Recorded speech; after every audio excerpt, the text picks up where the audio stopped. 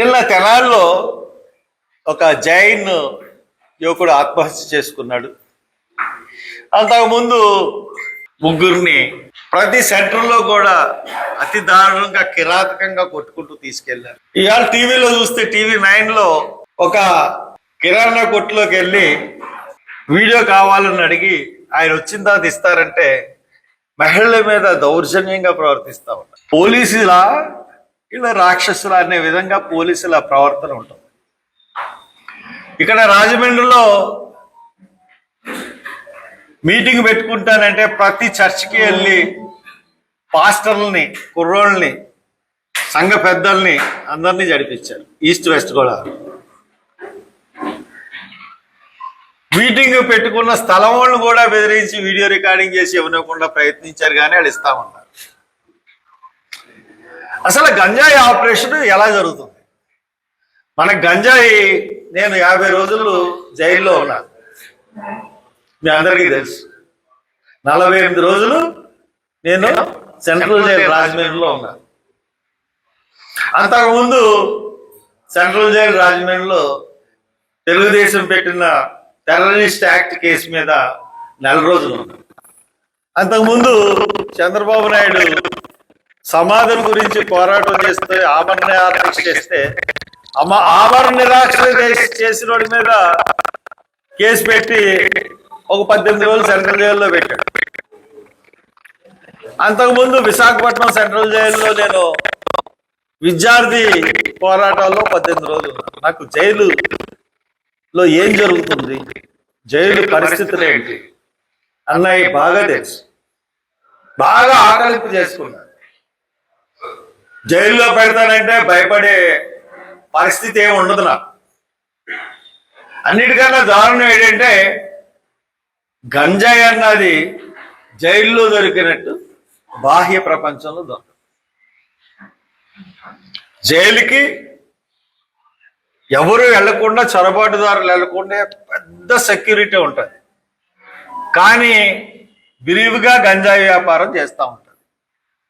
ఈ ప్రభుత్వంలో కదా, అన్ని ప్రభుత్వాల్లో కూడా గంజాయి జైల్స్ లో కొనసాగుతూనే ఉంటుంది. హోమ్ మినిస్టర్ గారు నిన్న పోలీసుల్ని వాళ్ళు కొట్టడం తప్పు కాదు, రౌడీ షీట్లని కొట్టడం తప్పు కాదని ఒక స్టేట్మెంట్ ఇచ్చారు హోమ్ మినిస్టర్ గారు. The great Anitha. ఏమండి, ఓ చట్టం చదువుకోండి. మరి మీరేం చదువుకున్నారో టీచర్ అమ్మ ఉద్యోగం చేస్తూ వచ్చినట్టుకున్నారు. చట్టం చదువుకోండి. పోలీసులకి కొట్టే అధికారం లేదు. పోలీసులు కేసు పెట్టి న్యాయస్థానానికి ఇస్తే న్యాయస్థానం శిక్ష వేస్తుంది. న్యాయస్థానంలో కూడా దెబ్బలు కొట్టే సంస్కృతి లేదు, జైల్లో పెట్టాలి. ఈవెన్ జైల్లో దెబ్బలు కొట్టినా కానీ అది నేరం. కానీ జైల్లో కూడా వీళ్ళు జైలర్లు, సూపరింటెండెంట్, డిప్యూటీ సూపరింటెండెంట్ కూడా వచ్చిన వెంటనే ఖైదీలను కొడతారు భయం చెప్పడానికి. వాళ్ళు తమ చేతుల్లోంచి తిరగబడి ధోరణి వస్తుందేమో. ఒకసారి జైల్లో ఉన్నప్పుడు నేను క్యాల్కులేసాను సూపరింటెండెంట్ని, డిప్యూటీ సూపరింటెండెంట్. అప్పటి నుంచి నా బ్లాక్ నేనున్న చోట ఎక్కడ కొట్టడం మానేశారు. కొట్టడం అన్నది మీ జన్మ హక్కు కాదు. పోలీసులు అయినంత మాత్రాన మీరు కొట్టడానికి రైట్ లేదు. ఒకటేంటంటే మీరు కొట్టడానికి అసలు రైటే లేదు. అటువంటిది హోమ్ మినిస్టర్ అయ్యి మీరు సమర్థిస్తున్నారంటే చట్టం చదువుకోండి, చట్టం తెలుసుకోండి, లేదంటే రాజీనామా చేయండి. ఎలా సమర్థిస్తారు మీరు? సిగ్గుండాలి, సమర్థించడానికి సిగ్గుండాలి. సిగ్గు లేకుండా పోలీసులు రౌడీ షీట్లు కొడతారంటే కొట్టడానికి హక్కు లేదు. కొట్టారు, రౌడీ షీట్లను కొట్టారు అన్నారు. రౌడీ షీట్ ఎప్పుడు పెట్టారు?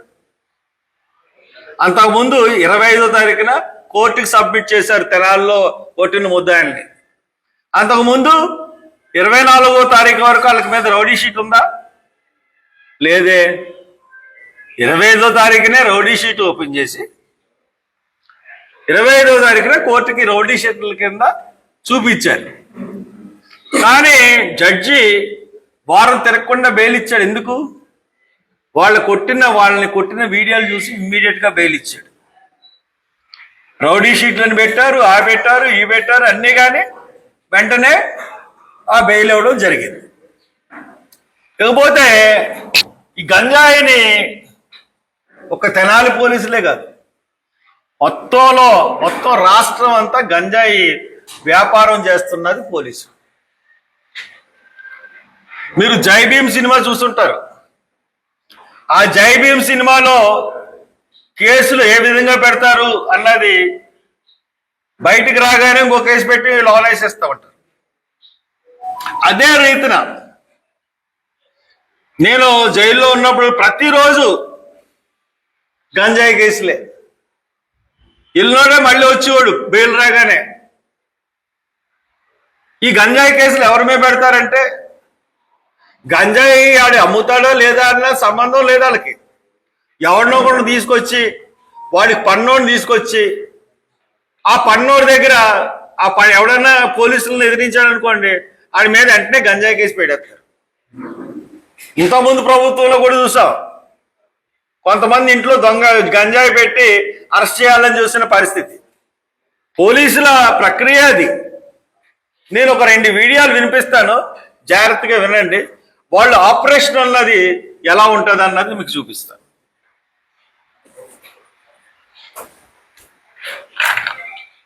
Just 1 minute.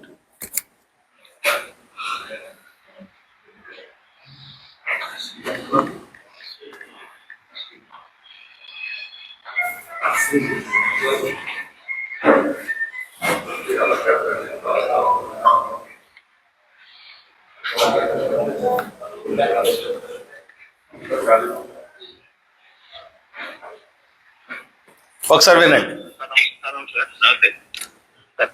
మన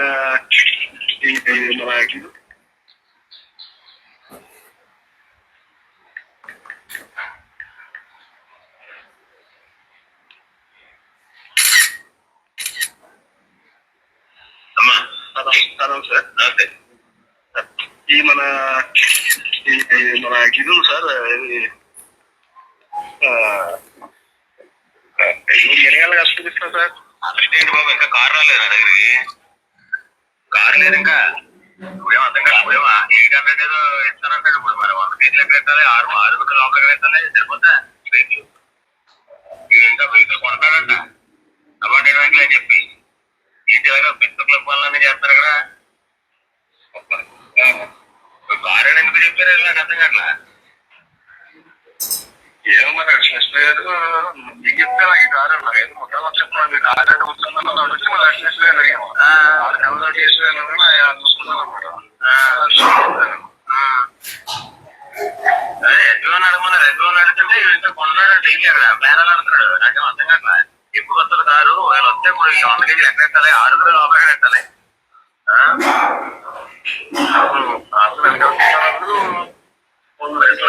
మరి 100 కేజీలు ఎక్కడ?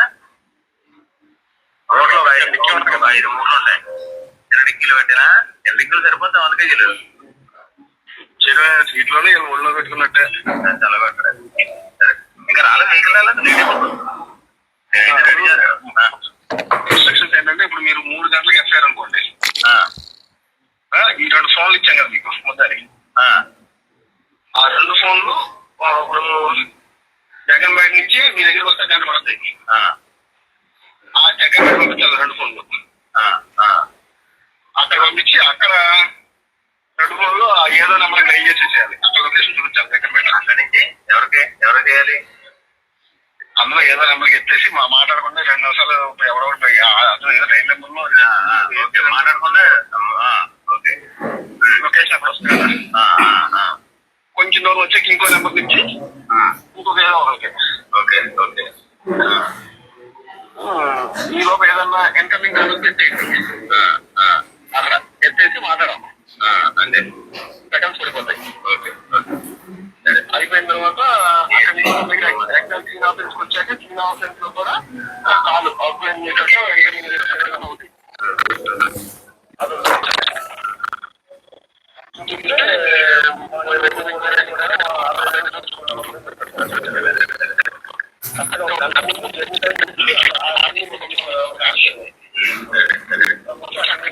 ఈ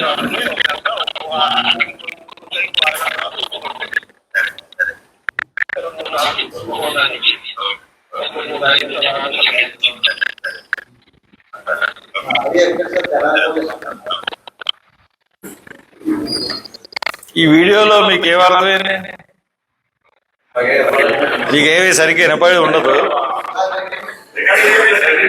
రికార్డ్ అయ్యేది. ఇంకా నేను ఇంకొక వీడియో ఉంది చెప్తాను, ఇంకొక ఆడియో ఉంది చెప్తాను. బ్లూటూత్ ఇదంతా ఒక సర్కిల్ ఇన్స్పెక్టర్ ఒక ఎస్ఐ మధ్య నడిచింది. గంజాయి ఎక్కడ ప్లేస్ అన్నది నేను చెప్పను. అది ఒక ఎస్ఐ ఒక సిఐ ఇన్స్ట్రక్షన్స్ ఇస్తున్నాడు. గంజాయి ఎక్కడి నుంచి తీసుకురావాలి, గంజాయి ఏ కారులో పంపిస్తారు అంటే కారు స్టేషన్లో ఉండిపోతుంది గంజాయి బస్తాలతో పాటు.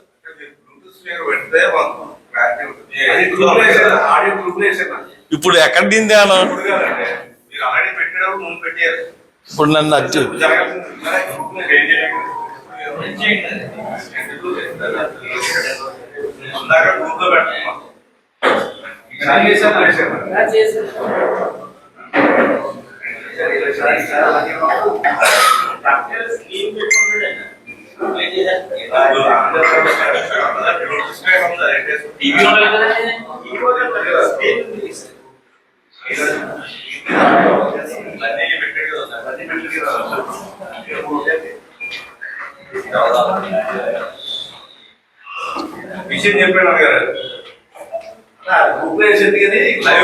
సరే. అయితే ఇప్పుడు పరిస్థితి ఏంటంటే ఒక సిఐ గంజాయి బస్తాలు ఎక్కడి నుంచి తెమ్మన్నాడో చెప్పాడు, కారు ఎవడు పంపిస్తాడో చెప్పాడు. ఈ ముద్దాయిలు 6గురిని ఆ కారులో బస్తాలతో ఎక్కించి ఫోన్లు ఎక్కడ ఫోన్లు కూడా అలిగాయి. ఆ ఫోన్లు జగ్గంపేటలో మాట్లాడినట్టు ఇంకో చోట మాట్లాడినట్టు అక్కడ సెల్ టవర్ని లొకేట్ చేయమన్నాడు. లొకేట్ చేయమని వీళ్ళందరినీ తీసుకెళ్ళి కోర్టులో పెడతారు. అంటే వీళ్ళకి పన్నోళ్ళ దగ్గర గంజాయి ఆపరేషన్ ఎలా చేస్తారో అన్నది ఒక పోలీస్ డిపార్ట్మెంట్లో జరిగినటువంటి ఇది. ఇంకొక రెండో వీడియో ఏంటంటే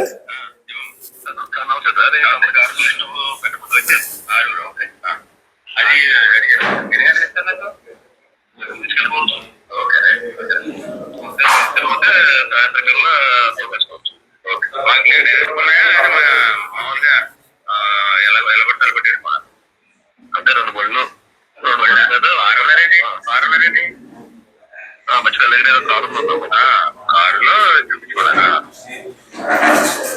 కారు ఏమో మరి క్రైమ్స్ అసిస్టెంట్ ఇస్తారు అని మన పూజ ఆయన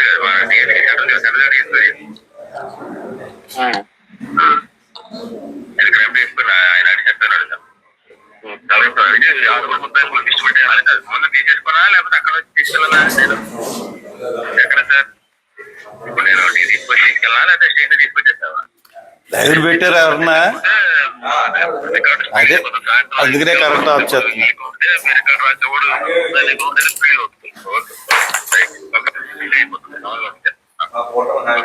ఇప్పుడే పంపించేస్తాం మా వాళ్ళని. ఈ రెండు వీడియోలు మీకు పర్సనల్ గా పంపిస్తాను. ఇవ్వతే అంటే పోలీసులే గంజాయి అమ్ముతున్నారు. పోలీసుల దగ్గర గంజాయి బస్తాలు ఉన్నాయి. 100 కేజీలు గంజాయి బస్తాలు పోలీసుల దగ్గర ఉన్నాయి. కార్లు మనకి అవసరమైతే కొత్త కార్లు కొనేస్తారట. గంజాయి వ్యాపారస్తులు కొత్త కార్లు కొనేసి ముద్దాయిని చూడమని చెప్పి కొన్ని కేసులు పట్టుకుని ఉంచాలట. ఈ స్టేషన్కి ఇన్ని గంజాయి కేసులు పట్టుకోవాలి టార్గెట్. ఆ టార్గెట్లను పూర్తి చేయడానికి ఎస్సీలను వాడతారు. ఎస్సీలని డౌన్ ట్రాడన్ పీపుల్ని బాగా బీసీలు కానీ లేకపోతే బాగా పేదరికంలో ఉన్న వాళ్ళని వాడతారు. ఎస్టీలని వాడి జైలు నిండా వాళ్ళే. ఏ గంజాయి చూడండి అన్ని కేసులు ఎస్సీలు బీసీలు చాలా డౌన్ ట్రాడన్ పీపుల్ ఉంటారు. బెయిల్ కూడా డబ్బులు లేక అక్కడ ఉంటారు. బెయిల్ పెట్టుకోలేరు వాళ్ళు. అటువంటి వాళ్ళు ఎంతో మంది ఉంటారు. ఈ ఆపరేషన్, ఈ పోలీసుల దందా ఎప్పటి నుంచో నడుస్తాం. పోలీస్ ఆఫీసర్ వచ్చాడంటే ఆడు పెద్ద గంజాయిని పట్టుకుని ఇగో మొన్న వచ్చాడు తెనాల్లో ఎస్పీ గాడు. ఆడు రౌడీ షీట్ల మీద ప్రతాపం, ఆ రౌడీ షీట్ల అని చెప్పి పోలీసు పెట్టాడు. వాళ్ళతో గంజా వ్యాపారం ఎప్పటి నుంచి చేయించున్నది డిపార్ట్మెంటు 2018వ సంవత్సరం నుంచి వాళ్ళతో గంజా వ్యాపారం చేస్తుంది. 18 నుంచి వాళ్ళ మీద గంజా కేసులు ఉన్నాయి. 18, 22, 23, 24, 25లో ఇక మేము చేయలేమండి, మీ కేసులు తిరగలేమండి అన్నందుకు వాళ్ళని రోడ్డు మీద కొట్టారు. ఈ పోలీస్ కానిస్టేబుల్ ఇటు 1వ టౌన్ పోలీస్ స్టేషన్ అయితే 3 టౌన్లో వాళ్ళ దగ్గరికి వెళ్ళాల్సిన పని ఏంటి? మామూలు కలెక్ట్ చేసుకోవడానికి వెళ్ళాడు గంజాయి మామూలు. ఇటువంటి ఆపరేషన్ అన్నది మొత్తం ఆంధ్రప్రదేశ్ అంతా జరుగుతుంది. ఈ సీఎంలు, డీజీపీలు వీళ్ళంతా రొచ్చు. ఎంత రొచ్చు అంటే ఈ సీఎం, పాలనా వ్యవస్థ, చీఫ్ సెక్రటరీ వీళ్ళందరికీ తెలుసు గంజాయి అసలు స్మగ్లర్ ఎవడు, గంజాయి ఏ విధంగా వస్తుంది. ఎందుకు ప్రైమ్ మినిస్టర్ ఏం చేశాడు? విశాఖపట్నంలో ఎంత దొరికిందండి కొకైన్? 250 టన్నుల కొకైన్ దొరికితే 8 నెలల పడిన దానిలో కొకైన్ ఆనవాళ్ళు లేరన్నాయి. అది ఇన్ఫర్మేషన్ ఎవరిచ్చారు? ఇంటర్పోల్ ఇచ్చింది. ఆ కొకైన్ ఈ రోజున భారతదేశంలో వాడబడుతుంది. ప్రైమ్ మినిస్టర్లే ఈ దందాలతో సంబంధం ఉంటే సీఎంలకి వీళ్ళందరికీ సంబంధం ఉండదా? ఏమో సిబిఐ పట్టుకుని సిబిఐ కొకైన్ ఉందని చెప్పి 8 నెలల తర్వాత అసలు సిబిఐ దీంట్లో కొకైన్ చేయడం లేవు. అలాగే ప్రవీణ్ భావిడాల్లో ఫస్ట్ రిపోర్టు అసలు మద్యం వాసనే లేదు. లాస్ట్ రిపోర్ట్ వచ్చేటికి మద్యం ఆనవాళ్ళు ఉన్నాయి, ఇతేలాలకాలు మద్యం తాగాడని ఉంది. పోలీసులు కేసుల్ని తిమ్మిని బమ్మి చేయగలరు, బమ్మిని తిమ్మి చేయగలరు. ఇది స్పష్టంగా మనకు కనపడతా ఉంది. కాబట్టి మీరు పరిపాలన చేయండి. యదో కబుర్లు, హైదరాబాద్ నేనే కట్టాను, కంప్యూటర్స్ మొత్తం సైబర్ సిటీ అంతా నేనే చేశాను, సెల్ ఫోన్ నేనే కొనుక్కున్నాను. ఎందుకు ఈ సొల్లు మాటలు మానేయండి. రాయలసీమని రత్నాలసీమగా చేస్తాను. 14 సంవత్సరాలు ముఖ్యమంత్రి, 15 సంవత్సరాలు ముఖ్యమంత్రి ఏం చేశావు? పోలవరం కట్టలేదు, బనకచర్లు కావాలి. పోలవరంలో దోపిడీ తక్కువైపోయింది, బనకచర్లో ఇంకా దోపిడీ కావాలి. 80,000 కోట్ల ప్రాజెక్టు. ఎందుకు నీకు? ముందు పోలవరం కట్టి ఆడపోయా, ముందు పోలవరం కట్టు సీఎం గారు. పోలవరం పూర్తి చేసిన తర్వాత 2వ ప్రాజెక్టుకి వెళ్ళు. పోలవరం కడుతుండగానే నువ్వు అది ఎత్తిపోతల పథకం అని చెప్పి అనుసంధానం అన్నావు, కృష్ణా గోదావరిలో అనుసంధానం అన్నావు, పట్టిసీమ ఎత్తిపోతల పథకాన్ని. ఇప్పుడు గోదావరి బనకచర్ల ప్రాజెక్ట్ అంటున్నావు. పోలవరం ప్రాజెక్ట్ పూర్తి చేయి. నువ్వు వేసిన పునాదులన్నీ మళ్ళీ ప్రెస్ మీట్ లో చెప్తాను, ఎలా కొట్టుకుపోతుందో ఈ వరదల్లో మళ్ళీ చెప్తాను నేను. నువ్వు వేసిన విధానం అంతా నాకు తెలుసు, నేను ప్రతిదీ అబ్జర్వ్ చేస్తా ఉన్నాను. ఏవి ఇచ్చేయక ఇకపోతే మళ్ళీ అమరావతిలో 95% భూమి ఖాళీగా ఉంటే ఇంకో 40,000 ఎకరాలు నీకు ఎందుకయ్యా చంద్రబాబు నాయుడు? అమరావతి పక్కన ఇప్పటికే 42,000 ఎకరాలు తీసుకున్నావు, ఇంకో 40 ఎకరాలు కావాలి నీకు. ఎందుకు? ఢిల్లీయే 39,000 ఎకరాలు, ఢిల్లీ క్యాపిటల్. ఏం చేద్దామని, ఏ వ్యాపారం చేస్తున్నావు దాంట్లో? సస్యశ్యామలంగా 3 పంటలు పండే భూములు రైతుల దగ్గర తీసుకుని ఏం చేస్తావు? అతి దారుణంగా ఈ రోజున ప్రభుత్వ పరిపాలన చేస్తున్నాడు చంద్రబాబు. దోసుకుంటున్నాడు ప్రజల్ని, పేద ప్రజల్ని భయంకరంగా దోసుకుంటున్నాడు. అబద్ధాలతో, అబద్ధపు హామీలతో ప్రభుత్వంలోకి వచ్చి మోసం చేస్తూ మోసపూరితమైన బతుకుతున్నాడు. అన్ని వర్గాల ప్రజల్ని ఇబ్బందులు పెడుతున్నాడు. ఎలక్షన్ పెట్టు దమ్ముంటే. మొన్న ఎమ్మెల్సీ ఎలక్షన్ లో మోసం చేసినట్టుగానే చేయడానికి కుదరదు ఈసారి.